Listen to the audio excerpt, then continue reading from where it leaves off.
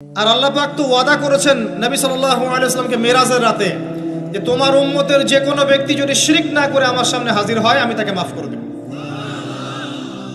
একটা হাদিসে কুদসির মধ্যে এটাও আছে, হে আদম সন্তান, তুমি যদি আসমান এবং জমিন সমপরিমাণ গুনাহ নিয়ে আমার সামনে দাঁড়াও কিন্তু আমার সাথে কাউকে শরীক করনি, তাহলে আমি আল্লাহ তোমার সামনে আসমান জমিন সমান ক্ষমা নিয়ে দাঁড়াবো। আবার নবী সাল্লাল্লাহু আলাইহি ওয়াসাল্লাম সুপারিশ করবেন যার অন্তরে এক জাররা পরিমাণ ঈমান থাকবে তারা জান্নাতে যাবে। তাহলে কি কারণে 1999 জন মানুষ জাহান্নামে যাবে? উত্তরটা দেন দেখি। তাদের আমল নামে কিসের পাপ থাকতে পারে? কিসের? এটা বোঝার জন্য কি পিএইচডি করার দরকার আছে? এখন দেখেন, কিছু মানুষ আছে যারা বলছে যে ঈসা ইবনে মারিয়াম আল্লাহর সন্তান, নাউজুবিল্লাহ। এটা শিরক নয় এবং তাদের সংখ্যা পৃথিবীতে 700-800 কোটির মতো, নাকি আরো কম বেশি হবে, যারা চলে গেছে, যারা আছে এবং যারা আসবে।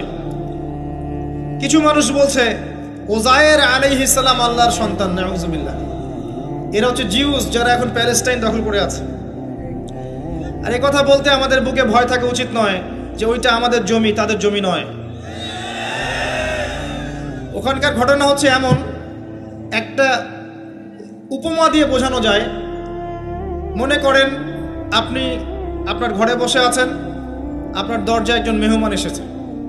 মেহমান নক করছে, ঠক ঠক ঠক, ভাই আমাকে একটু হেল্প করেন, আমি খাইনি অনেক দিন, আমার কাপড় নাই, আমার খাবার নাই, আমার থাকার জায়গা নাই, একটু আশ্রয় দেন।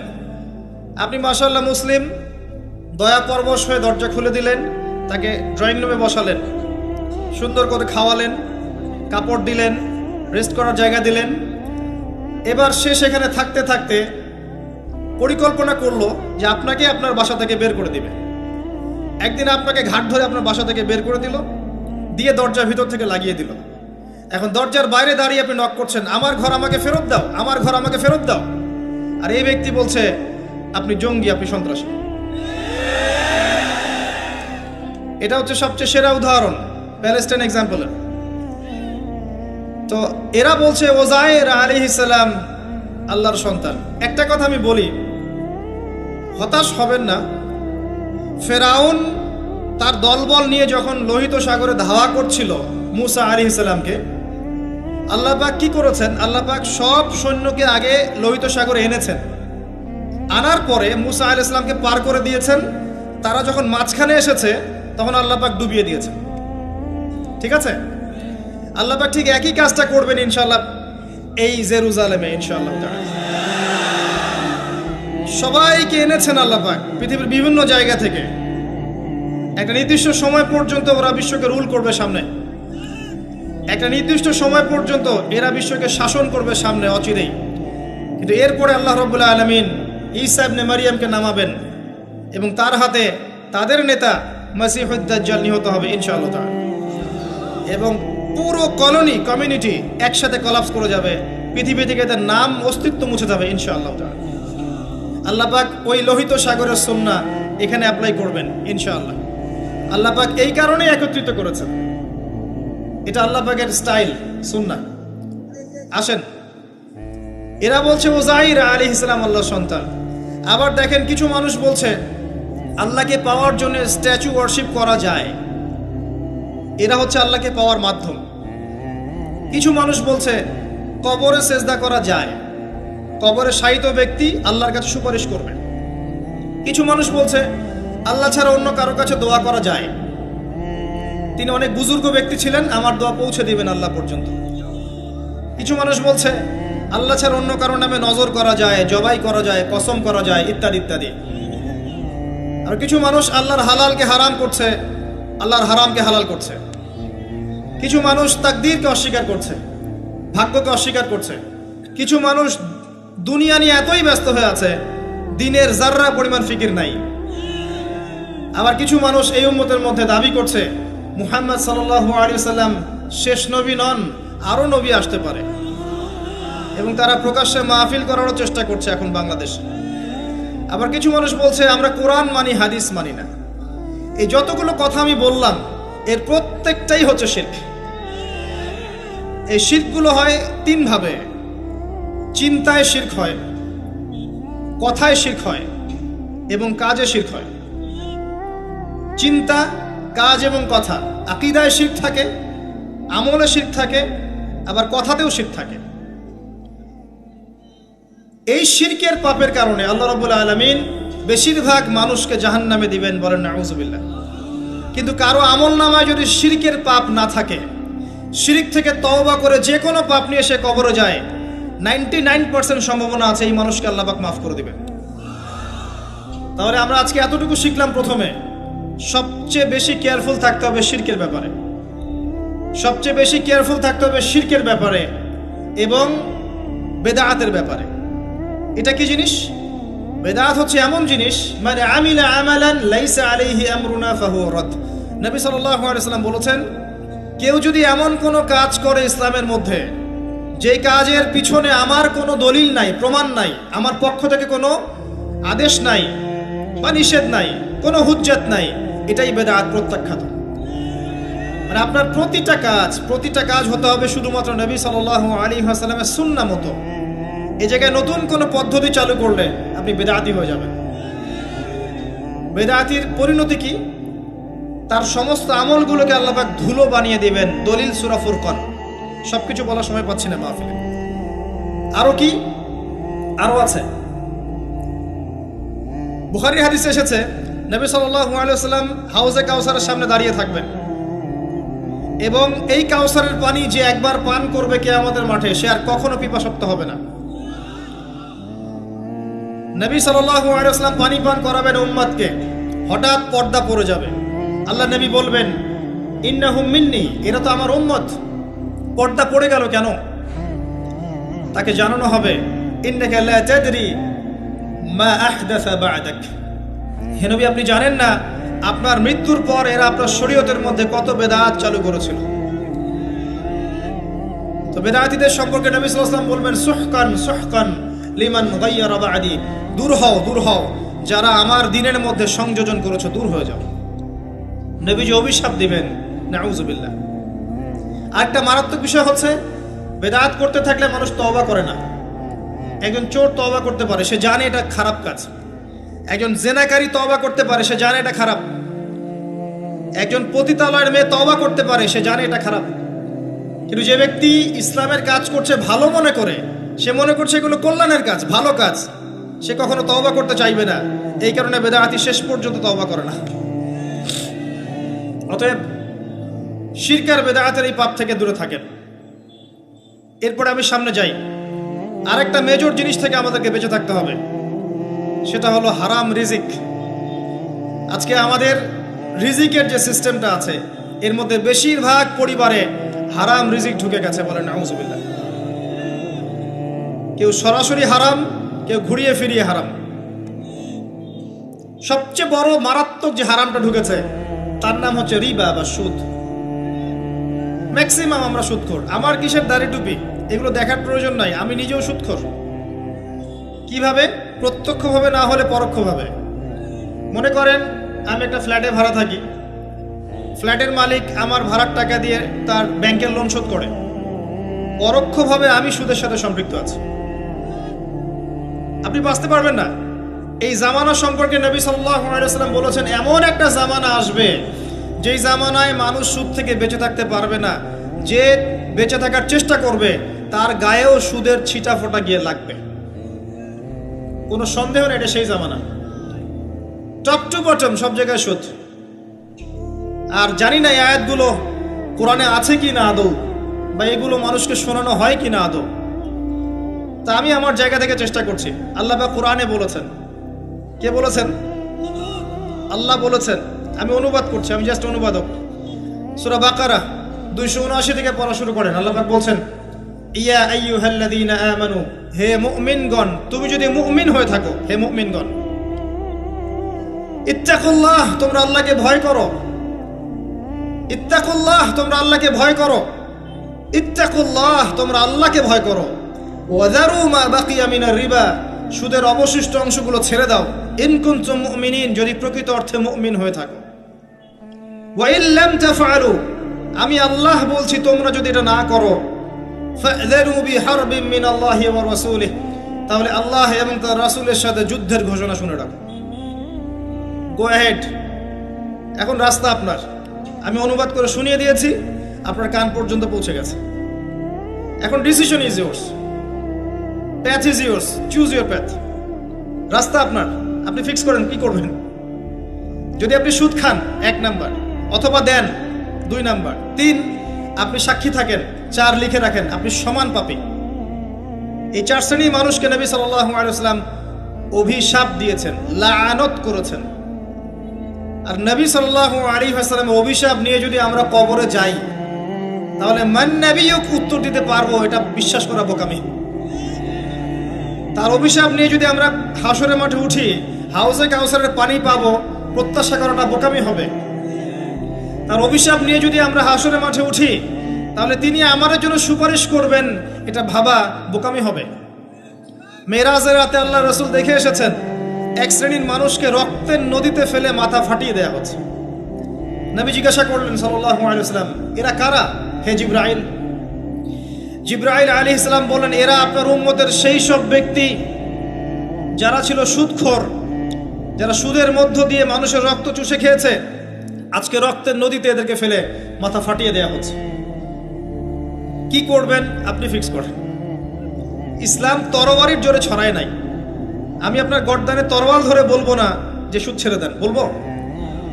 কেউ বলবে না। ইসলাম এভাবে ছড়ায় নাই। ইসলাম সৌন্দর্য দিয়ে ছড়িয়েছে, সুন্দর উপদেশ দিয়ে ছড়িয়েছে। উদউ ইলা সাবিলি রাব্বিকা বিল হিকমা ওয়াল মাউইযাতিল হাসানাহ ওয়াজাদিলহুম বিল্লাতি হিয়া আহসান, এভাবে ইসলাম ছড়িয়েছে। ফাযাক্কির ইন নাফাআতি যিকরা সায়াযাক্কারু মান ইয়াখশা, হে নবী আপনি উপদেশ দিন, যদি উপদেশ কাজে লাগে শীঘ্রই যারা আল্লাহকে ভয় করে তারা আপনার উপদেশ গ্রহণ করবে ইনশাআল্লাহ। ওয়া ইয়াতাজান্নাবুহাল আশকা, যারা পাপাচারী ফাসিক তারা উপদেশ গ্রহণ করবে না। ফাযাক্কির ইন্নামা আনতা মুযাক্কির, আপনি উপদেশ দিন, আপনি শুধু উপদেশদাতা। লাস্তা আলাইহিম বিমুসাইতির, আপনি কারো উপর দারোগা নন। এটা একজন দায়ীর কাজ, একজন আলেমের কাজ, এর বেশি কিছু না। আমাদের ম্যাক্সিমাম রিজিকের মধ্যে সুদ ঢুকে গেছে। হয় আমরা খাচ্ছি, না হলে দিচ্ছি, না হলে সাক্ষী থাকছি, না হলে লিখে রাখছি। আরেকটা কথা বলি, এই হাদিসটাও শুনে রাখেন। নবী করিম সাল্লাল্লাহু আলাইহি ওয়াসাল্লাম কার নবী? আপনার তো, আপনারই তো নবী। তিনি বলেছেন সুদের পাপের 73টা শাখা আছে। কতটা? যার সর্বনিম্ন শাখা হচ্ছে নিজের মায়ের সাথে জেনা করা। এখানে যদি একটা বিল্ডিং থাকে, যে বিল্ডিং এর মধ্যে মনে করেন কথার কথা না আউযুবিল্লাহ অনেক প্রস্টিটিউট মহিলা আছে, কথা বুঝতে পারছেন? এখানে আছে অনেক প্রস্টিটিউট মহিলা যারা এখনকার ভাষায় সেক্স ওয়ার্কার্স, কারণ তারা যৌনকর্মী বলতে চায়, পতিতা শব্দ ইউজ করতে চায় না। তারা এটাকে একটা স্বীকৃতি দিতে চেষ্টা করছে আর কি। সেক্স ওয়ার্কার্স এটা একটা কাজ, নাউযুবিল্লাহ। এই কারণেই সমাজে বেশি বেশি মহামারী ছড়াবে। এই কারণেই সমাজে এমন এমন কিছু পাপ ছড়াবে, এমন কিছু রোগ ছড়াবে যে এই রোগগুলো কখনো ছিল না ইতিহাসে। এই কারণেই হাদিসে এসেছে, শেষ জামানায় যখন অশ্লীলতা বেড়ে যাবে, বেহায়াপনা বেড়ে যাবে, নগ্নতা বেড়ে যাবে, তখন সমাজে বেশি বেশি এমন এমন রোগ ছড়াবে যে এই রোগগুলো আগে কখনো ছিল না। মনে করেন এখানে এমন একটা বিল্ডিং আছে, সেখানে কিছু সেক্স ওয়ার্কার্স আছে, এখানে কেউ ম্যানেজার, কেউ কাজ করে, কেউ মনে করেন দারোয়ান, কেউ মনে করেন ডিলার এগিয়ে দিচ্ছে, কেউ মনে করেন যে ঘরে ঢুকিয়ে দিচ্ছে, ইত্যাদি ইত্যাদি। এক একজন এক এক সেকশনে কাজ করছে, আর একটা কর্পোরেট সেকশনের মতো। এখন আপনি কি তাদের কারো বাসায় দাওয়াত খেতে চাইবেন? চাইবেন? আপনি কি তাদের কারো উপার্জন খেতে চাইবেন? যদি এমন হয় এখানে সব সেক্স ওয়ার্কার্স নয়, সবাই আমাদের মা, নাউযুবিল্লাহ। শব্দটা প্রয়োগ করলাম আঘাত করার জন্য, কারণ নবীজি বলেছেন মায়ের কথা। মনে করেন এরা সবাই আমাদের মা, নাউযুবিল্লাহ। এখন কি আপনি এটাকে পছন্দ করবেন?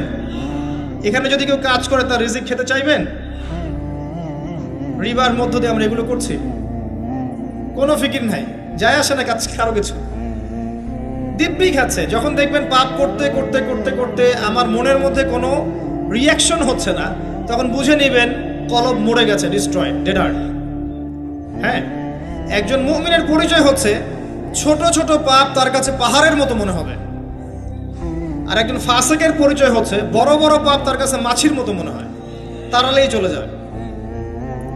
আরো আছে, সহিহ বুখারীর একটা হাদিসে নবীজি বলেছেন, যে ব্যক্তি 1 দিরহাম সুদ খায় সে যেন 36 বার জেনা করেছে। একবার জেনা করার শাস্তি 100 বেত্রাঘাত এবং 1 বছরের জন্য বহিষ্কার, যেটাকে আমরা উস্কে দিয়ে এখন বলি কাছে আসার গল্প। একবার সূরা নূর পড়েন, সূরা নূরের প্রথম আয়াতগুলো পড়েন।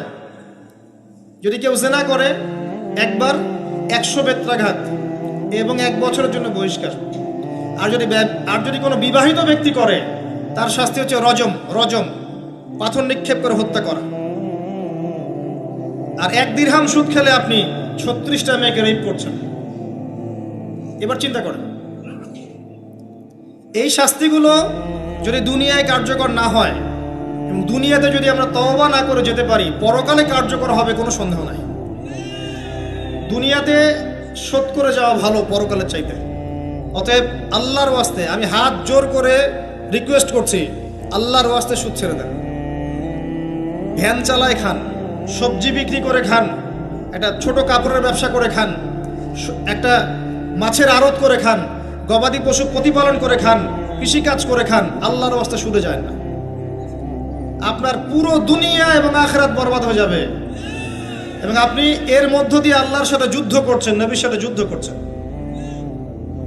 এর উপরেও আছে পেপার মানির মধ্যে সুদ। ওই যে বললো 1 দিরহাম, এই দিরহাম আবার কি জিনিস? দিরহাম মানে রৌপ্য মুদ্রা। দিনার এটা কি জিনিস? স্বর্ণ মুদ্রা, ইসলামিক মুদ্রা। সেই যে চলে গেছে ব্রিটিশরা আসার আগে, এখন আর দেখা যায় না। একটা গোল্ড কয়েন যার মূল্যটাকে ইকোনমিক্সের ভাষায় বলে ইন্ট্রিনসিক ভ্যালু। এই ভ্যালুটা এই স্বর্ণ মুদ্রার ভিতরেই থাকে। একটা পেপার মানির ভ্যালু, ইন্ট্রিনসিক ভ্যালু এর ভিতরে থাকে না, এর বাইরে থাকে, যেটাকে আপনি নিয়ন্ত্রণ করতে পারবেন, কমাতে পারবেন, বাড়াতে পারবেন। আর এর সাথে যখন পেট্রো ডলার অ্যাড হয়েছে তখন তো মাশাআল্লাহ জুলুম আরো উপরে উঠে গেছে। আর যারা পেট্রো ডলার সিস্টেম চালু করেছে, এইসব ভোগবিলাসী আরবদেরকে আমরা বলি এরা হচ্ছে আমিরুল মুমিনিন, নাউজুবিল্লাহ, সুবহানাল্লাহ। কত অন্ধ হলে মানুষ এদেরকে আমিরুল মুমিনিন মনে করতে পারে, যারা মুসলিমদের প্রপার্টি সব আমেরিকার হাতে তুলে দিয়েছে, আর সেই প্রপার্টি দিয়ে এরা বোম্বিং করে করে সারা বিশ্বের মধ্যে মুসলিম হত্যা করছে। আল্লাহ পাক সেই যে বলেছেন সূরা মাইদার মধ্যে 51 নম্বর আয়াতে, ইয়া আইয়ুহাল্লাযীনা আমানু, হে মুমিনগণ, লা তাত্তাখিযুল ইয়াহুদা ওয়ান নাসারা আউলিয়া, হে মুমিনগণ তোমরা ইহুদি এবং খ্রিস্টানদেরকে বন্ধুরূপে গ্রহণ করো না। কে বলেছেন? আল্লাহর চেয়ে কি আমি জিওপলিটিক্স ভালো বুঝি? আল্লাহর চেয়ে আমি আমার ভালো মন্দ ভালো বুঝি? কাদেরকে? বা'দুহুম আউলিয়া ও বা'দ, যারা একে অপরের বন্ধু, যারা একে অপরের বন্ধু। ওয়া মান ইয়াতাওয়াল্লাহুম মিনকুম ফাইন্নাহু মিনহুম, তোমাদের মধ্যে কেউ যদি ওদের দিকে মুখ ফিরায় সে তাদের অন্তর্ভুক্ত, এই উম্মার কেউ না তারা। যেই হোক, বিশ্বের এইসব নামধারী মুসলিম কান্ট্রিদের চাইতে বাংলাদেশের পররাষ্ট্রনীতি অনেক ভালো আছে, 1000 গুণে ভালো আছে। কি মনে করেন আর এসব ফাসেকা জালেমদেরকে আপনি আমিরুল মুমিনিন মনে করছেন? আল্লাহ পাক বোঝার তৌফিক দান করুন। আসেন, রিবার কথা বলতে গিয়ে কথাটা আসছি, ইন্ট্রিনসিক ভ্যালু বলে একটা বিষয় আছে। এত ডিটেলস বিষয় মাহফিলে বলা সম্ভব না, এতটুকু বলবো যে ইনশাআল্লাহু তাআলা আপনি যদি আপনার সম্পদকে সাস্টেইনেবল অ্যাসেটে রূপান্তরিত করেন, আগামী দিনগুলোতে আপনি ইনশাআল্লাহ জিতবেন, আদারওয়াইজ হেরে যাবেন। ফর এক্সাম্পল, আপনি যদি আপনার সম্পদকে জমিতে কনভার্ট করেন, গবাদি পশুর প্রজেক্ট করেন, আপনি যদি মাছের প্রজেক্ট করেন, ব্যবসা ইনভেস্ট করেন, বা কিছু গোল্ড রাখেন, কিছু সিলভার, কিছু আপনার রূপা রাখেন, ইত্যাদি ইত্যাদি, পরবর্তী সময়গুলোতে গিয়ে আপনার সম্পদের মান কমে যাবে না, ইনশাআল্লাহ বাড়বে। আপনি সমস্ত সম্পদ যদি পেপার মানির মধ্যে রেখে দেন, আস্তে আস্তে আপনার সম্পদের মান কমবে। সামনে 10, 15, 20, 30 বছর পর আপনি সম্পদ হারাবেন। এর চেয়ে বেশি কিছু আমি বলতে পারবো না, বাকিটা আপনারা পড়াশোনা করে বুঝে নেবেন। যেটা বলতে চাচ্ছি, ইকোনমিক সেকশনে আমরা সবাই মোটামুটি হারামের সাথে সম্পৃক্ত। এর পাশাপাশি আছে আবার ঘুষ, আছে না? না দিলে চাকরি হয় না, সুবহানাল্লাহ। আবার অনেক আলেম ফতোয়া দিচ্ছে এখন, তুমি যদি যোগ্য হয়ে থাকো কিন্তু তোমাকে জব দিচ্ছে না, তাহলে তোমার জন্য ঘুষ দেওয়া জায়েজ। সুবহানাল্লাহ। কত ঘুরিয়ে ফিরিয়ে জায়েজ করছি আমরা, আল্লাহ ভালো জানেন। যে নিবে আর যে দিবে সমান অপরাধী দুজন। একজন ব্যক্তি মাদক দ্রব্য সেবন করে, আরেকজন ব্যক্তি মাদক উৎপাদন করে, কেউ সেল করে, কেউ ডিস্ট্রিবিউট করে, সবাই অপরাধী না? এরপরে আবার আছে দেখবেন অন্যের সম্পদ আত্মসাৎ করা। দুর্নীতি করছি, অন্যের সম্পদ আত্মসাৎ করছি। অনেক সময় দিনের লেবাজেই, ধার্মিকতার লেবাজেই মানুষের সম্পদ লুটে পুটে খাচ্ছে। কত মাজার কাছে যায় দেখেন মানুষের সম্পদ কিভাবে লুটে খাচ্ছে, আল্লাহ ভালো জানে। ওখানে যত মোমবাতি জমা পড়ে, এগুলো বিক্রি করলে মনে একটা পদ্মা সেতু হবে, আল্লাহ ভালো জানে। বেশি বলে ফেলাইছে মনে হয়। যাই হোক, এমন অনেক জায়গা আছে গরু ছাগল দিচ্ছে, মাশাআল্লাহ মানতের টাকা দিচ্ছে। এই যে কয়দিন আগে দেখলাম একটা চ্যানেলেই দেখলাম, দান বাক্স খুলেছে, কোটি কোটি টাকা বের হচ্ছে এখন থেকে। জি, আমি মনে করতে পারছি না, বাট আমি দেখেছিলাম। তো না, ঠিক আছে, মসজিদে টাকা দিতে পারে মানুষ, সমস্যা নাই। আমি বলছি এমন জায়গা যেখানে আল্লাহর সাথে শিরক হচ্ছে। বিষয়টা হচ্ছে আমরা ধর্মের লেবাজে অনেক সময় মানুষের সম্পদ লুটে পড়ে খাচ্ছি না? অনেক মুসলিম আছে যারা বোনের সম্পত্তির অধিকার দেয় নাই। আল্লাহ রাস্তায় সময় দিয়ে আসে, চিল্লা দিয়ে আসে, বলছে যে আমার বোন তো আমাকে সম্পত্তি দান করে দিয়েছে, মাশাআল্লাহ। তার মানে কেমনে দান করছে ভাই? তো বলে আমি ওকে বলছি তুই যদি আমাকে দিস তো সওয়াব হবে। তো দিয়ে দিছে, মাশাআল্লাহ। তা বললাম যে আপনি মরার আগে ওটা তাকে সওয়াবের আশায় দিয়ে দিয়েন, এই অবস্থায় মরেন না। আমরা অনেক সময় ধর্মের লেবাজেও মানুষের সম্পদ আত্মসাৎ করি, কোনো সন্দেহ নাই। আল্লাহ পাক আমাদেরকেও হেফাজত করুন, আমিন। এক কথায় বলতে চাই প্রিয় ভাইয়েরা, পরিবারের মধ্যে হারাম রিজিককে ঢুকতে দিয়েন না। হারাম রিজিক ঢুকলে পরে আপনার ইবাদত কবুল হবে না। আপনি ছোটখাটো কিছু করেন, হালাল রিজিক খান, অল্পতে আল্লাহ পাক সন্তুষ্ট হয়ে যাবেন ইনশাআল্লাহ তাআলা। আল্লাহ পাক তো বেশি কিছু চান না আমাদের কাছে। আল্লাহ পাক কি চান? আমরা তাকে ভালোবাসি, আমরা তার জন্য আমাদের ইবাদতগুলো ঢেলে দেই, তার সাথে শিরক না করি, তার নবীর সুন্নাহ মতো চলি, একটু হালাল খাই, একটু পর্দা করি, বাচ্চা কাচ্চাদেরকে ইসলামী আদর্শে বড় করি, পরিবারের আদর্শটা একটু ঠিক করি। এত বেশি কিছু কি আল্লাহ পাক চান আমাদের কাছে? আল্লাহ পাক কি আমাদের কলার ধরে জিজ্ঞাসা করবেন দুনিয়াতে ইসলামী খেলাফত কায়েম করে আসো নাই কেন? বলবেন? বলবেন না, এটা বলবেন না আল্লাহ পাক আমাদেরকে। কিন্তু যাকে আল্লাহ পাক ওই ক্ষমতা দিয়েছেন তাকে বলবেন তোমাকে ক্ষমতা দিয়েছিলাম, তুমি কেন করো নাই? কথা বুঝতে পারছেন? সবার জন্য সবকিছু না, আমরা সাধারণ মানুষ। সাধারণ মানুষের জন্য সাধারণ কাজগুলো যথেষ্ট।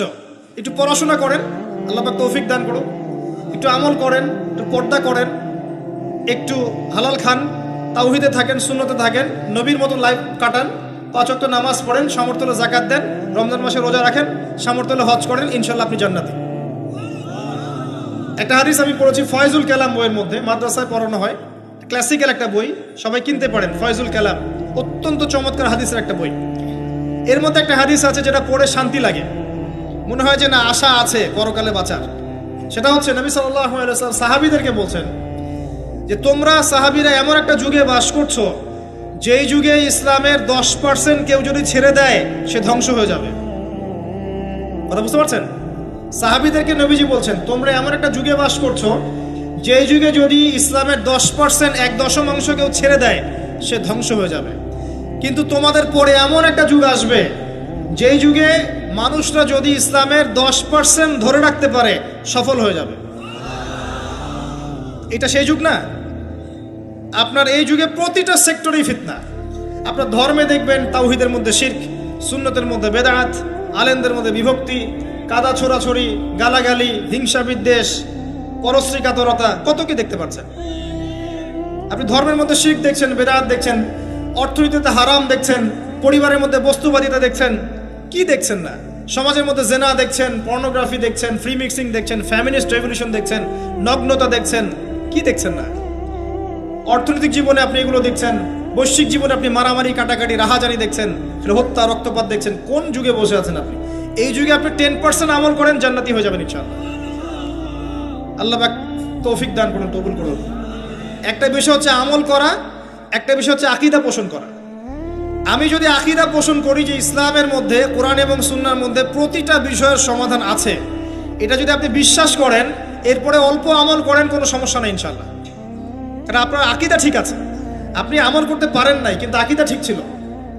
আপনি মেনে নিয়েছেন লা ইলাহা ইল্লাল্লাহ, কোনো ইলাহ নেই আল্লাহ ছাড়া, মুহাম্মাদুর রাসূলুল্লাহ, কোরআন হুজ্জাতুল্লাহ, কোরআন আল্লাহর হুজ্জাহ, সুন্নাহ তরিকাতুন নবী, এটা আল্লাহর নবীর তরিকা। এগুলোর মধ্যে সব কিছুর সমাধান আছে, এটা আপনি মেনে নিয়েছেন মন থেকে। এবার আমল করতে গিয়ে আপনি পারছেন না। নামাজ পড়ছেন 5 ওয়াক্ত, হয়তো পরিবারটা ঠিক মতো করতে পারছেন না, চেষ্টা করছেন, হালালে থাকার চেষ্টা করছেন, কখনো কখনো হারাম ঢুকে যাচ্ছে, আপনি চেষ্টা চালিয়ে যাচ্ছেন ক্রমবর্ধমানভাবে, কিন্তু আপনি আকীদা রাখেন এটাই চূড়ান্ত, এটাই সঠিক, ইনশাআল্লাহ আল্লাহ পাক আপনার সব গুনাহ মাফ করে দিবেন। আর একজন ব্যক্তি আকীদাই রাখে না, সে মনে করে ইসলাম ওই যুগে চলতে, ওই যুগে চলে না। সে মনে করে কোরআন এবং সুন্নাহ সবকিছু নাই, আমার মস্তিষ্ক প্রসূত বুদ্ধি সবকিছু। কেউ মনে করে সায়েন্সই সবকিছু, কেউ মনে করে মানব রচিত বিধানই সবকিছু। কেউ যদি এগুলোকে চূড়ান্ত মনে করে, তখন আমল আর কাজে আসবে না। এই বাতিল আকীদা নিয়ে বেশি বেশি আমল করেও লাভ নাই। আকীদা আগে স্পষ্ট করতে হয়, পরিষ্কার করতে হয়। আল্লাহ পাক আমাদেরকে পরিচ্ছন্ন আকীদা দান করুন, আমিন। রিজিকের ব্যাপারে প্রিয় ভাইরা সচেতন হয়ে যান। এরপরে চলে আসেন একটা মৌলিক জায়গায় আসবো, ফ্যামিলি। এখানে মা বোনরা আছেন, এখানে অনেক যুব সমাজের তরুণ তরুণীরা আছে, আমাদের পিতৃস্নেহ পিতৃমহ অনেক আমাদের পিতামহরা আছেন। এটা একটা ভালো সুযোগ এই পরিবার সম্পর্কে দুটো মৌলিক কথা বলার জন্য। আমি অনেক দিন থেকে চাচ্ছিলাম এমন একটা পরিবেশ। লিসেন ভাই, আল্লাহ পাক একটা আয়াতে বলেছেন, সূরা তাহরিম আয়াত নাম্বার 6, ইয়া আইয়ুহাল্লাযীনা আমানু, হে মুমিনগণ, কু আনফুসাকুম, নিজে জাহান্নামের আগুন থেকে বাঁচো, ওয়া আহলিকুম নারা, তোমার পরিবার বর্গকে বাঁচাও, আলাইহা মালাইকাতুন গিলাজুন শিদাদ, যেই জাহান্নামে কঠোর মনের ফেরেশতা আছেন, লা ইয়াসুনাল্লাহা মা আমারহুম ওয়া ইয়াফআলুনা মা ইউমারুন, আল্লাহ পাক তাদেরকে যে আদেশ করেন সে আদেশ পালনে তারা বিন্দুমাত্র ভূক্ষেপ করে না, মানে বিন্দুমাত্র গাফেলতি করে না। আল্লাহ পাক ভয় দেখাচ্ছেন জাহান্নামে এমন ফেরেশতা আছেন, আল্লাহ যা আদেশ করবেন তাই করবে। এই জাহান্নাম থেকে নিজে বাঁচো, পরিবার বর্গকে বাঁচাও। নিজে বাঁচবো কিভাবে? আমি বলে দিয়েছি কিভাবে। আপনি জ্ঞান অর্জন করবেন, আমল করবেন, হালাল খাবেন, তাওহীদে থাকবেন, সুন্নতে থাকবেন, ইনশাআল্লাহ বেঁচে যাবেন। পরিবার বর্গকে বাঁচাবেন কিভাবে? আসেন শুরু করি, শুরু থেকে। শুরুটা হবে আপনার বিয়ে দিয়ে।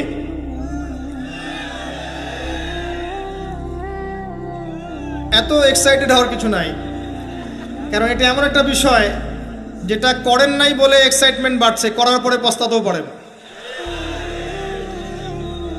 এটা এমনই দিল্লি কা লাড্ডু, যে খাবে সেও পস্তাবে, যে খাবে না সে বেচারাও পস্তাবে।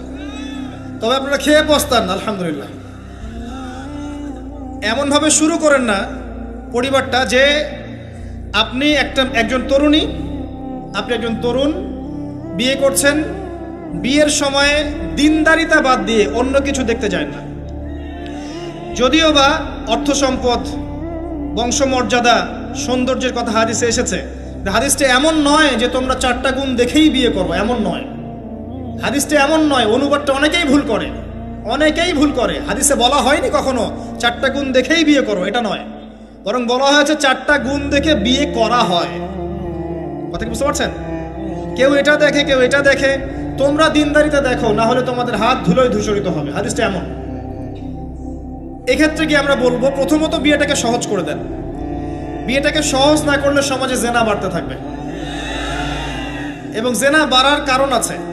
যখন পর্নোগ্রাফিটাতে ফ্রি অ্যাক্সেস দেওয়া হয়েছে, মানুষ রাতের বেলা পর্ন দেখতে পারে, কেউ বাধা দেওয়ার নাই। উপরের সেকশন থেকে কিন্তু এটাকে বন্ধ করে দেওয়া যেত। পৃথিবীর অনেক কান্ট্রি আছে যেখানে অনেক কিছু চলে না। চাইনিজরা ফেসবুক ইউজ করে না, করে? ওরা কি উন্নত জাতি না? ওরা তো এখন আমেরিকাকে যদি বলে ওঠো উঠবে, আমেরিকাকে বসতে বলে বসবে। ওরা এমন জায়গায় চলে গেছে। ওই ইউক্রেন ইস্যু নিয়ে আমেরিকা আর ন্যাটো আর এই ব্রিটেন আর ফ্রান্স আর ইসরায়েল কিছুই করতে পারবে না ইনশাআল্লাহ। বিকজ এখানে একটা বড় অ্যালায়েন্স আছে চায়না এবং রাশিয়ার, কিছুই করতে পারবে না। বরং এর উদ্দেশ্য, যে উদ্দেশ্যে এটা কাজ করেছিল তারা, এটা তো সফল হবে না তারা ইনশাআল্লাহ। আজকের টপিক এটা না, আমি এদিকে যাচ্ছি না। মূল বিষয়টা হচ্ছে যে সহজ করতে হবে বিয়েটাকে। উপযুক্ত বয়স হয়ে গেলেই একটা উপার্জনের সোর্স খুঁজবেন আগে। বেকার অবস্থায় বিয়ে করতে যায় না, উপার্জনের সোর্স খুঁজবেন, তারপরে আপনি আপনার পরিবারকে বলবেন আমার বয়স হচ্ছে, আমাকে বিয়ে দাও। এবার আসেন, বিয়ের সময় দিনদারিতা ছাড়া অন্য কিছু দেখতে যায় না। এরপরে যদি সে সুন্দর হয় বা সুন্দরী হয় বা ভালো বংশের হয়, অথবা দেখা যায় যে ভালো টাকা পয়সা ওলা ইত্যাদি ইত্যাদি, এটা আপনার নূরুন আলা নূর, এটা বোনাস। কিন্তু এগুলো যদি নাও থাকে, শুধু দিনদারিতা থাকে, আপনি রাজি হয়ে যান। পরিবারের কর্তাদেরকেও বলবো যে মেয়ে বিয়ে দেওয়ার সময় ছেলের টাকা পয়সা দেখতে যায় না, ছেলের স্ট্যাটাস দেখতে যায় না বেশি বেশি, পরে দেখবেন এই মেয়ে ওর ঘরে গিয়ে পস্তাচ্ছে। আর ছেলের পিতাদেরকেও বলবো, ছেলেকে যখন বিয়ে দিবেন, একটা মেয়েকে কিনে নিব আর সাথে কিছু যৌতুকের টাকাও নিব, এই টেন্ডেন্সি নিয়ে বিয়ে করতে যায় না। ওই বিয়েতে বারাকা বেশি, যেখানে খরচ কম, যেখানে বেশি হট্টগোল নাই। চট্টগ্রাম অঞ্চলের বিয়ের মতো না, একটা বিয়েতে মনে হয় 40-50 লাখ টাকা খরচ করে ফেলায়। গেটই সাজাবে বলে 4-5 লাখ টাকা খরচ করে। সুবহানাল্লাহ। এই 5 লাখ টাকা দিয়ে, এই 5 লাখ টাকা দিয়ে আর মনে হয় 10টা-20টা পরিবারকে বিয়ে দেওয়া যাবে। হ্যাঁ, লোহার আংটি দিয়ে বিয়ে করেছে সাহাবী। লোহার আংটিও নাই তোমার বাসায়?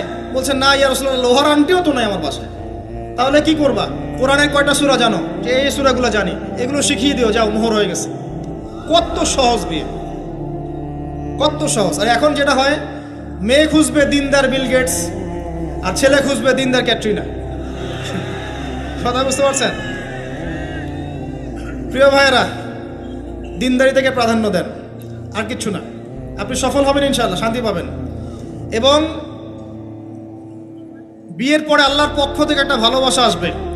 যদি আপনি দেখেন যে আপনার স্ত্রী খাদিজা রাদিয়াল্লাহু আনহার মতো, আয়েশা রাদিয়াল্লাহু আনহার মতো, হাজেরা আলাইহিস সালামের মতো সবর করেনেওয়ালা, যে আপনাকে দিনের পথে এগোতে সাহায্য করে, তাহলে আর অন্যদিকে চোখ দেওয়ার দরকার নাই, রাজি হয়ে যান। এরপর আপনার পরিবার শুরু। এখানে উভয়ের মাঝে হৃদ্যতা, ভালোবাসা থাকতে হবে। তবে আরেকটা কথা বলে রাখি, সবাই মনোযোগ দিয়ে কথাটা শোনেন। একটা পরিবারের ভিত্তি শুধু ভালোবাসা দিয়ে টিকে থাকে না।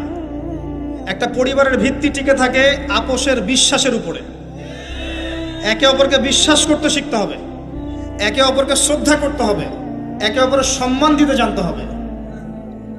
আপনাকে আপনার স্ত্রীকে আপন মনে করতে হবে, আপনাকে আপনার স্বামীকে আপন মনে করতে হবে। বাইরের মানুষ আপন নয়, এরা আপন আপনার। একজন একজন লেবাস, পোশাক। এরপরে আপনি মোহর শোধ করেন, আপনি সন্তান সন্ততি নেন, সন্তান সন্ততিদেরকে আল্লাহর এবং তার রাসূলের আদর্শে বড় করে তোলেন। পরিবারের মধ্যে তালিম চালু করেন, তালিম। পরিবারের মধ্যে তাওহীদ রাখেন, সুন্নত রাখেন, একসাথে খেতে বসেন। স্ত্রীকে হাদিয়া দেন, স্ত্রীকে গিফট দেন, তাকে মাঝে মাঝে ঘুরতে নিয়ে যান, তাকে নিয়ে রিফ্রেশমেন্টে যান, তাকে সময় দেন, তাকে টাইম দেন, তাকে সময় দেন। নবী সাল্লাল্লাহু আলাইহি ওয়াসাল্লাম আয়েশা রাদিয়াল্লাহু আনহার কোলে মাথা রেখে কোরআন তেলাওয়াত করতেন।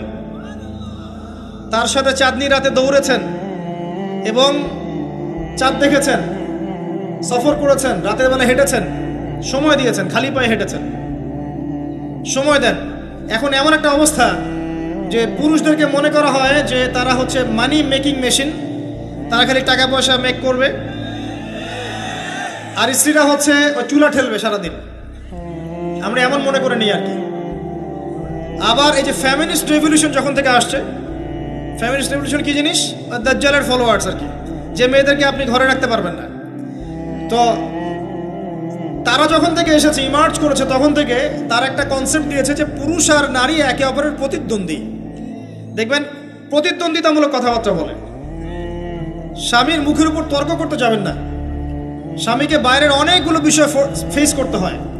একজন স্বামী মনে করেন প্রশাসনে চাকরি করে, তাকে তার ডিউটি ফেস করতে হয়, তার বসকে মেনটেন করতে হয়, তার এগুলো সামলাতে হয়, তাকে বাজারঘাট করতে হয়, সারাদিন পরিশ্রম করে সে বাসায় ঢোকার পরে আপনি মুখটা গোমরা করে বসে থাকেন। স্বামী আহলান সাহলান করেন না, তাকে একটু আদর করেন না, মহব্বত করেন না, তো অটোমেটিকলি তো আপনার দিক থেকে তার মনটা চলে যাবে অন্যদিকে। স্বাভাবিক। আপনি আপনার স্বামীর জন্য সাজেন না, বাইরের মানুষের জন্য সেজে গুজে আপনি মার্কেটে যান। প্রবলেম সেগুলা। এরা মনে করে স্বামী স্ত্রী একে অপরের প্রতিদ্বন্দ্বী, অথচ এরা একে অপরের পরিপূরক, একে অপরের পরিপূরক। উভয় হৃদ্যতা ভালোবাসায় পরিবার গড়ে ওঠে। যে পরিবারের মধ্যে হৃদ্যতা ভালোবাসা আছে, ওই পরিবারের বাচ্চা কাচ্চারা দেখবেন বড় আলেম হবে, বড় নেতা হবে, বড় কিছু হবে ইনশাআল্লাহ। যেখানে এগুলো নাই, ওই সন্তানরা বড় হয় হতাশার মধ্যে, কাজের বুয়ার কাছে, ডে কেয়ার সেন্টারে। এরা তো বড় হয়ে জঙ্গি হবে, সন্ত্রাসী হবে, স্বাভাবিক। ভালো প্যারেন্টিং দিতে পারে নাই। এরকম না বিষয়টা। সময় দিতে হবে, একে অপরের দায়িত্ব বুঝতে হবে, আপোষের মধ্যে বিশ্বাস থাকতে হবে, ভালোবাসা থাকতে হবে এবং সবরের মানসিকতা থাকতে হবে। মেয়েদের ব্যাপারে বলাই হয়েছে তারা বাঁকাহার, অতএব চাপ দিতে যায় না, ভেঙে যাবে। চাপ দিতে যায় না, ভেঙে যাবে। ওই অবস্থায় ছেড়ে দিলে ওই অবস্থায় থেকে যাবে। একটা কথা আমি বলি, আমি শিখেছি আমার লাইফ থেকে, আল্লাহ পাকের প্রতিটা সৃষ্টি এক একটা রূপক মেসেজ দিচ্ছে। জানেন, রাবার গাছ দেখেছেন? রাবার গাছ, যে গাছ থেকে রাবার হয়, গাছটাকে দেখবেন পরিচ্ছন্ন, গাছটা পরিষ্কার। যে নিজে পরিষ্কার করে সে নিজেও পরিচ্ছন্ন।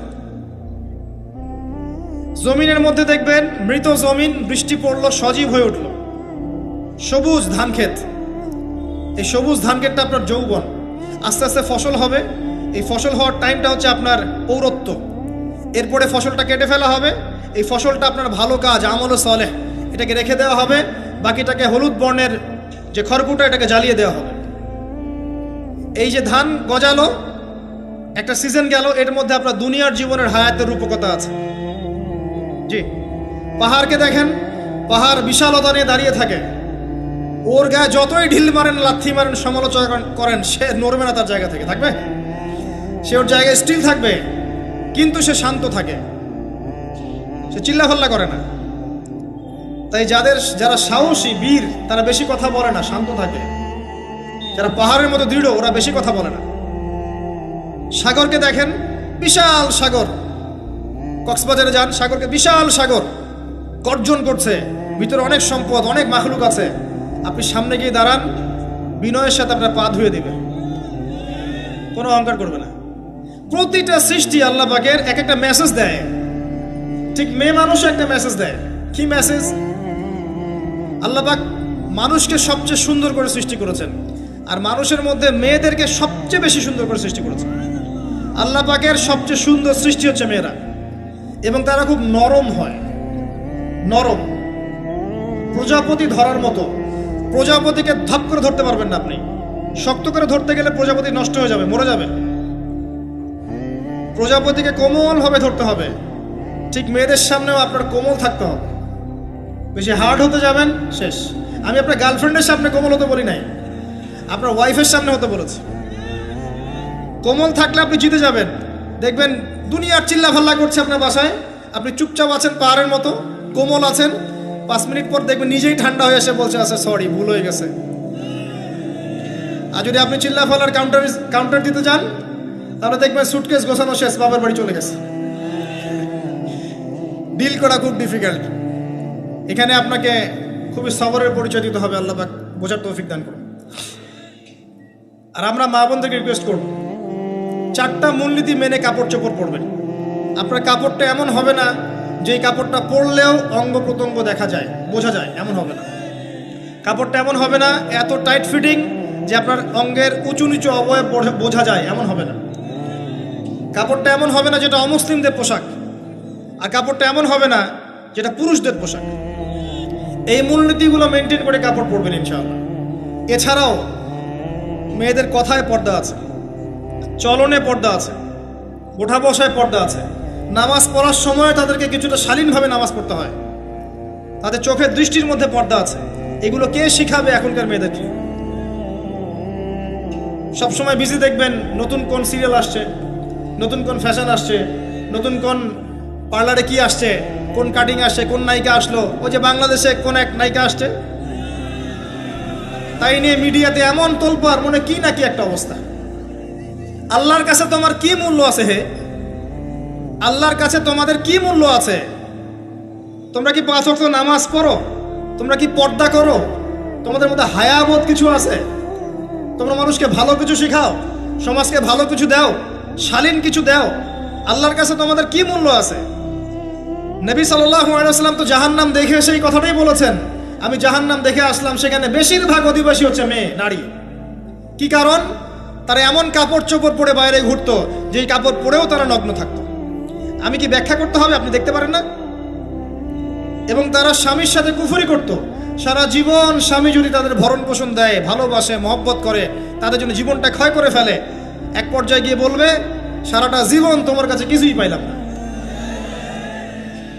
বাস্তব। এগুলোর কারণে মেয়েরা বেশি বেশি জাহান্নামে যাবে। এবং তারা মানুষ মারা গেলে মাতম করে, বুক পিঠ চাপড়ায়, এই কারণে যাবে। এবং তর্ক লাগলে অভিশাপ দেয় বেশি, এই কারণে যাবে। আল্লাহ পাক আমাদের মা বোনদেরকে হেফাজত করুন। তবে একটা হাদিস আছে সুসংবাদের। নবী সাল্লাল্লাহু আলাইহি ওয়াসাল্লাম বলেছেন, একজন নারী যদি 4টা কাজ করতে পারেন, জান্নাতের যে কোনো দরজা দিয়ে ইচ্ছা প্রবেশ করতে পারবেন। 1 নাম্বার 5 ওয়াক্ত নামাজ, 2 নাম্বার রমজান মাসে সওম, 3 নাম্বার আপনার লজ্জাস্থানের হেফাজত অর্থাৎ খাস পর্দা, এবং 4 নাম্বার আপনার স্বামীর আনুগত্য। ফ্যামিনিস্ট আকীদার মেয়ে হলে আনুগত্যকে দাসত্ব মনে করে, স্বামীর আনুগত্যকে তারা দাসত্ব মনে করে। স্বামী কে? স্বামীর সম্মান বোঝেন আপনি? স্বামী কে? যার ব্যাপারে নবী সাল্লাল্লাহু আলাইহি ওয়াসাল্লাম বলেছেন, আমি যদি আল্লাহ ছাড়া অন্য কাউকে সেজদা করতে বলতাম, তাহলে মেয়েদেরকে বলতাম তারা যেন স্বামীদেরকে সেজদা করে। আপনাকে আমি কিভাবে বুঝাবো স্বামী কে, স্বামীর মর্যাদা কোথায়? এগুলো কি ইসলাম মেয়েদেরকে ডমিনেট করছে এগুলো দিয়ে? কেন? এই স্বামী আপনার জন্য সারাটা জীবন ক্ষয় করে ফেলে। একটা চোর পর্যন্ত, একটা চোর, একটা করাপ্টেড মানুষ, দুর্নীতিগ্রস্ত মানুষ, সে চুরি করে, দুর্নীতি করে এনে বাচ্চাকে খাওয়ায়। একটা ধর্ষক পর্যন্ত ওর মেয়েকে আদর করে। পুরুষ মানুষ কি জিনিস কেমন করে বুঝবেন? সারাটা জীবন ক্ষয় করে ফেলায়। যদি আপনি তার আনুগত্য করেন, তার সামনে সুন্দর মতো থাকেন, তার কথার সাথে তর্ক না করেন, ভালোবাসা দিয়ে থাকেন, আপনার জন্য সে জীবন দিতে প্রস্তুত থাকবে। এরকম পুরুষ মানুষ। আপনাদেরকে কেউ চোখ তুলে তাকালে ওর চোখ তুলে ফেলাবে, এরকম পুরুষ মানুষ। আর এখন তো পরিস্থিতি ডিফারেন্ট। বাসায় পুরুষ বাইরের ছেলের সাথে ফোনে প্রেম হয়ে গেছে, পালায় চলে গেছে, বিয়ে করে ফেলছে। দেখবেন বাসায় স্ত্রী আছে, বাইরের মেয়ের সাথে প্রেম করে বিয়ে করা শেষ। বিয়ে করলে সমস্যা নেই, ব্যভিচার করে ফেলছে। বিয়ে সে করতেই পারে, সে যদি সমতা রক্ষা করতে পারে, সেটা তার ডিফারেন্ট ইস্যু, এটা অন্য ইস্যু। তো স্বামীর আনুগত্য আপনাকে কিভাবে বুঝাবো? এটা দাসত্ব নয়। নবী সাল্লাল্লাহু আলাইহি ওয়াসাল্লাম বলেছেন, কোনো স্বামী যদি কোনো স্ত্রীকে চায়, তার প্রয়োজনের জন্য চায়, মহব্বতের জন্য, স্ত্রী যদি চুলায় রান্না করতে থাকে, ওই রান্না ফেলে দিয়ে তাকে আসতে হবে। হাদিস। রাতের বেলা স্বামী স্ত্রী শুয়েছে, স্বামীর চাহিদা আছে, স্ত্রীর কোনো সমস্যা নাই, স্ত্রী ফিট, ইচ্ছা করেই অহেতুক স্বামীকে বলল আমি রাজি না, উল্টা পাশে মুখ করে ঘুমিয়ে গেল। আল্লাহর নবী বলছেন, সারা রাত আল্লাহর পক্ষ থেকে একজন ফেরেশতা আসবে, এসে এই নারীকে অভিশাপ দিতে থাকবে। এখন এগুলো হাদিস শুনলে বলবে যে ইসলাম তো মেয়েদেরকে ছোট করছে। একজন মেয়ে তার একজন স্বামীর কথা বলছে, স্বামী তার মেয়ে, তার স্ত্রী, তার মা, তার বোন, সবাইকে তার মিরাসের হক দিতে হয়। একজন মেয়ে তার বাবার সম্পত্তি পায়, কোনো কোনো ক্ষেত্রে তার ভাইয়ের সম্পত্তি পায়, তার স্বামীটা তো পাই, তার ছেলেরটাও পায়, নানি হলেও সম্পত্তির হক আছে। একটা মেয়েকে চতুর্দিক থেকে সিকিউর করা হয়েছে ইসলামে। তারপরেও কিছু ফ্যামিনিস্টের কারণে এরা বলবে যে মেয়েদেরকে ইসলাম ছোট করছে। হ্যাঁ, মেয়েদেরকে ইসলাম কেন ছোট করছে? কারণ পর্দা করে যে বাইরে বেরোতে বলেছে, ঢ্যাং ঢ্যাং করে নগ্ন হয়ে বেরোতে নিষেধ করেছে, এই কারণে। যদি বলে যে হ্যাঁ ইসলাম আপনাদেরকে ফ্রি মিক্সিং এর স্বাধীনতা দিচ্ছে, আপনারা সবাই ফ্রি মিক্সিং করেন, গেঞ্জি পরেন, টি শার্ট পরেন, স্যান্ডো গেঞ্জি পরে বাইরে ঘুরে বেড়ান, টাইট ফিটিং প্যান্ট পরে বাইরে ঘুরে বেড়ান, সব জায়গায় আপনারা ফ্রি মিক্সিং করেন, পর্ন দেখেন, জেনা করেন, মদ খান, ইসলাম খুব ভালো। তখন তোমাদের জন্য তো ইসলাম নয়, তোমরা জাহান্নামে যাও, আল্লাহর কি আসে যায়? ইসলাম তোমাদের জন্য নয়, তোমরা জাহান্নামে গিয়ে মরো, ইসলামের কিচ্ছু যায় আসে না। আল্লাহর ওয়াস্তে পারিবারিক আদর্শের দিকে ফোকাস করেন প্রিয় ভাই। নিজে জাহান্নামের আগুন থেকে বাঁচান, পরিবার বর্গকে বাঁচান, পরিবার বর্গকে বাঁচান। পরিবার আরেকটা পার্ট হচ্ছে আপনার পিতামাতা। পিতা মাতার সাথে খারাপ আচরণ করতে যায় না, আল্লাহর ওয়াস্তে। সেই ব্যক্তির জন্য ধ্বংস যার পিতা মাতা বেঁচে আছে, তাদের হক আদায় করে সে জান্নাতে যেতে পারলো না, তার জন্য ধ্বংস। আরেকটা অংশ আছে আপনার সন্তান সন্ততি। বাচ্চা কাচ্চার প্যারেন্টিংটা খুব সুন্দর করে করেন। যখন আপনি স্ত্রীর সাথে মিলন করতে গিয়েছেন তখন দোয়া পড়েন, আল্লাহুম্মা বিসমিল্লাহি আল্লাহুম্মা জান্নিবনা শাইতান ও জান্নিবি শাইতান মা রাযাকতানা।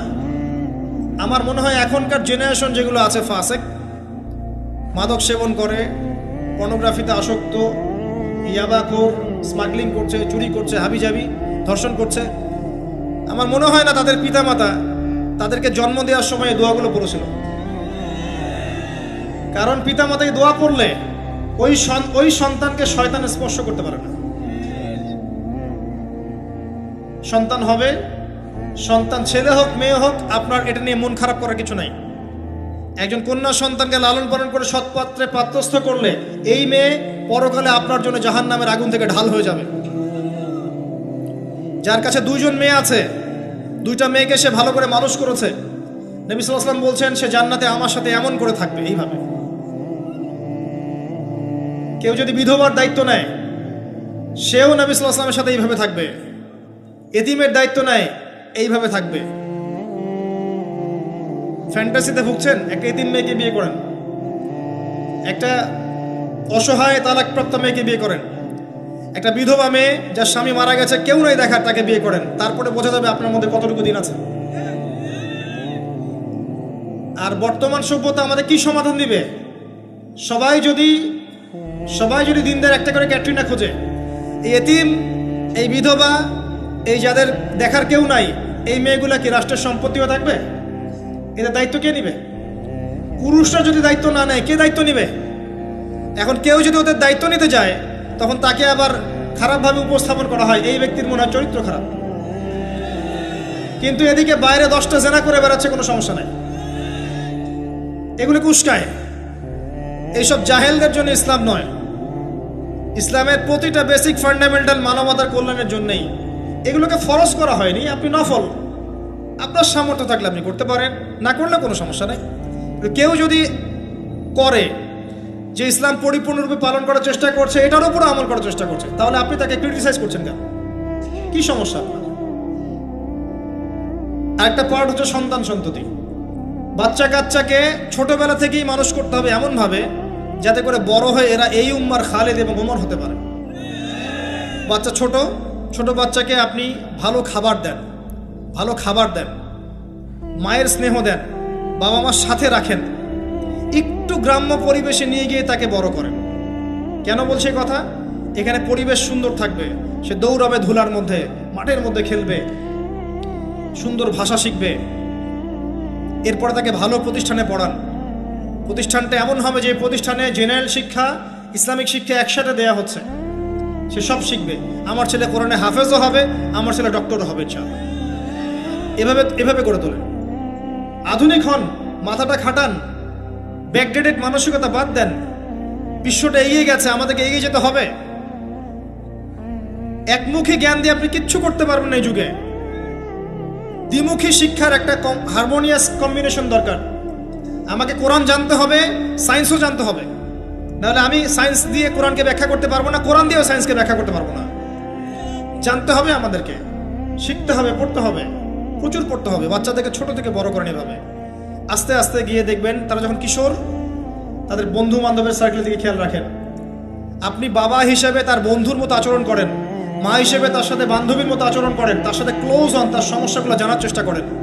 তাকে ফ্রি মিক্সিংয়ের মধ্যে পড়াশোনা করতে দিবেন না, না হলে স্কুল লাইফে সতীত্ব হারিয়ে ফেলবে। অনেক সময় অনেক মেয়ে আছে স্কুল লাইফে সতীত্ব হারিয়ে ফেলেছে, কলেজ লাইফে যেতে যেতে প্রস্টিটিউশনে চলে গেছে, অনেক মেয়ে আছে।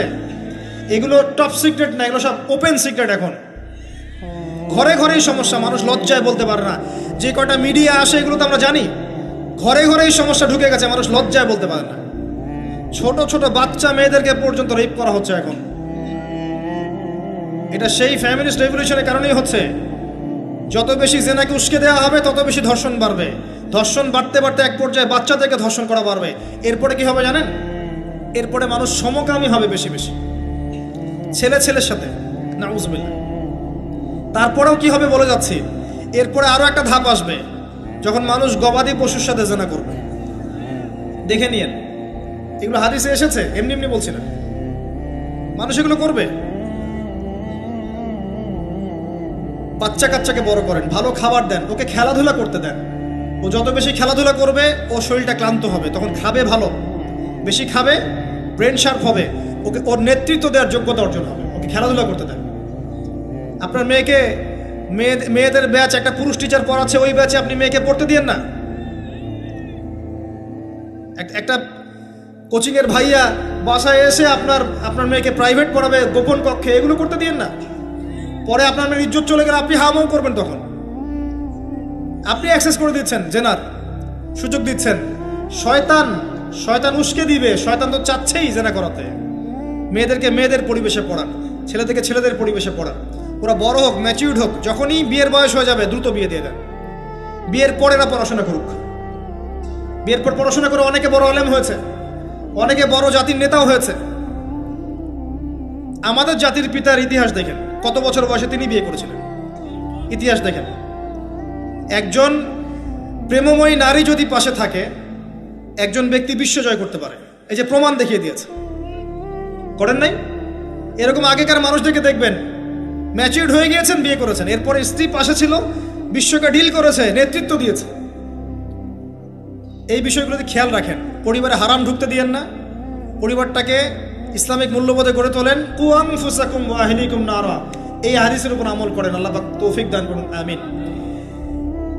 এরপরে বড় বিষয়গুলোতে যাবেন আপনি ইসলামের খেদমত, ইসলামের প্রচার, ইসলামের প্রসার, Islamic association, Islamic NGO, Islamic হাবিজাবি, এগুলোর দিকে আপনি পরে যাবেন। আগে বেসিকগুলো ঠিক করবেন। এই কাজগুলো যদি আমরা করতে না পারি, তাহলে আল্লাহ পাক ওই যে বলেছে সূরা আরাফ 179 প্রথমে বলেছে, ওর অন্তর্ভুক্ত হয়ে যাব। তাদের পাপ কি ছিল? তারা যে বেশি বেশি জাহান্নামে গেছে, কি পাপ ছিল? 1 নাম্বার, লাহুম কুলুবুন লা ইয়াফকাহুনা বিহা, ওদের কলব ছিল, উপলব্ধি করেনি। ওয়ালাহুম আযানুন লা ইয়াসমাউনা বিহা, কান দিয়েছিলাম শোনেনি। ওয়ালাহুম আ'য়ুনুন লা ইউবসিরুনা বিহা, চোখ দিয়েছিলাম দেখেনি। উলাইকা কাল আনআম, এরা হচ্ছে গবাদি পশুর মতো। বাল হুম আদাল, বরং তার চাইতেও নিকৃষ্ট। ওয়া উলাইকা হুমুল গাফিলুন, এরা হচ্ছে গাফিল সম্প্রদায়। আল্লাহ পাক আমাদেরকে যাবতীয় গাফিলতি থেকে হেফাজত করুন, আমিন।